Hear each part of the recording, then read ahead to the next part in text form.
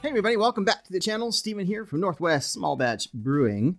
And today is another brew talk. And this one is something that confused me for a long time until I finally found sort of a combination of things to give me a better idea of what it meant. Volumes of CO2. You generally come across this when you're looking at carbonating, like bottle carbonating your beer, right? So I'll throw up some images here. I thought I'd do that rather than actually pull the computer out. I think it's not as interactive. The first one is from Brewer's Friend, their beer priming calculator. So if you're looking at this beer priming calculator, let's say you put in that you're going to want to carbonate 5 gallons of beer, for example. And then it wants to know what volume of CO2 do you want to choose from. Now, they're nice about this by giving you a chart at the bottom of the page, giving you examples, a range of volumes depending on the style of beer that you've made. And it's up to you to decide where in that range you think you want to carbonate your beer to. And that's where it gets confusing because you're like, well, do I go middle of the road? Do I go a little higher, a little lower?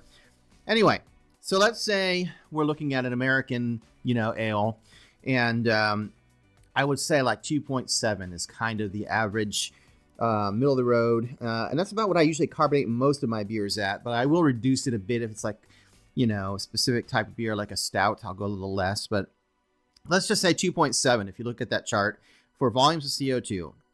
And then it wants to know the temperature of the beer. Why is that important? Because when your beer is fermenting, the temperature of the beer will dictate how much CO2 it absorbs while it's fermenting. And even if you're under an airlock, like not just pressure fermenting, but under airlock, you're still going to have some CO2 in solution, right, in the beer while it's fermenting.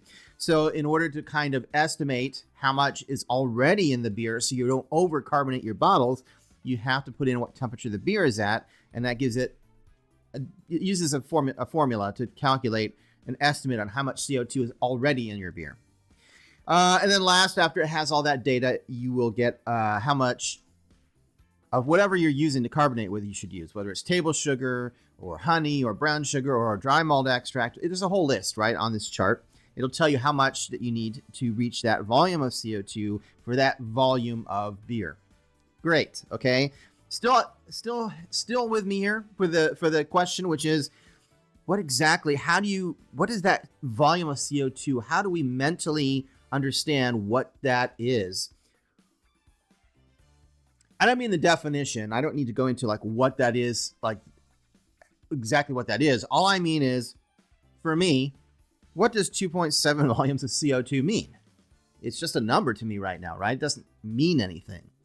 But I'll tell you something. What does mean something to most of us, especially if you keg your beer, the PSI, right? Or some people use bar, right? But I use PSI.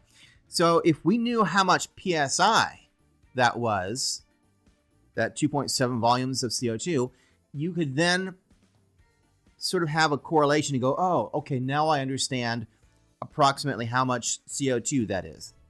Well, there is a little way you can kind of use another calculator to figure that out. So if you flip the page and you go to another calculator on Brewer's Friend, they also have one called the keg carbonating calculator. Okay? This one, as opposed to the beer priming calculator, is specifically for your keg. So again, you're going to select, how much volumes of CO2 you want. In this case, we're going to stick with 2.7 because that's what we were looking at, right?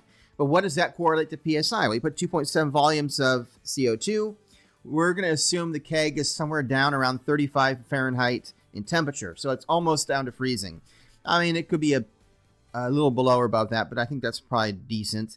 And once you plug that in, it will tell you what PSI that is. So 2.7 volumes of CO2 at cold crash temperature is 11.7 PSI. All right. And guess what? PSI, I usually set my keg at when I put new beer into it in order to carbonate it, slow carb it for a week. I put around 11 to 12 PSI on my kegs. So now you know that 2.7 volumes of CO2 is equivalent to close to 12 PSI in a cold keg.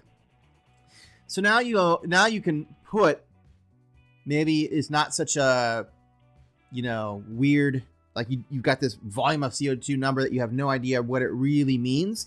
Now you can use this calculator to at least get an idea and go, oh, okay, if I reduce it to 2.5 psi, or I go up, or volumes of CO2, now you can see how much the psi changes based on the volume of CO2, and it now gives you like a gauge to go by and go, okay, adding one more volume of CO2 will jump the psi by X amount. I don't know. I know it's kind of boring to talk about, but I think it's really helpful if you're trying to decide how much CO2, priming sugar to put in, even bottling your beer. It really helps to get an idea of how much to put in. By the way, to bring this video to an end, because that's about all I have, I did find it very entertaining, and I'll put up a little picture here. At the bottom of that keg carbonating calculator, Brewer's Friend has a disclaimer that says, "This Brewer's Friend calculator is for entertainment purposes." And then it says something like, "It is not intended for the use of professional brewing." I find that funny. I mean, clearly, we're in America here, and this is a sue-happy country, and they obviously had to put this for legal reasons, so that if somebody were to, use their calculator to figure out how much CO2, and they had the CO2 explode or something and got injured, they have to make sure they have a statement on here that says, hey, we're not responsible. Use this at your own risk. But the fact that it says entertainment purposes, I don't know how this could be entertainment, but that is a funny way of wording it. Anyway, I hope you found this video helpful at least, and I'll be back in another week for another video, another beer, something. And until then, keep on brewing. Cheers.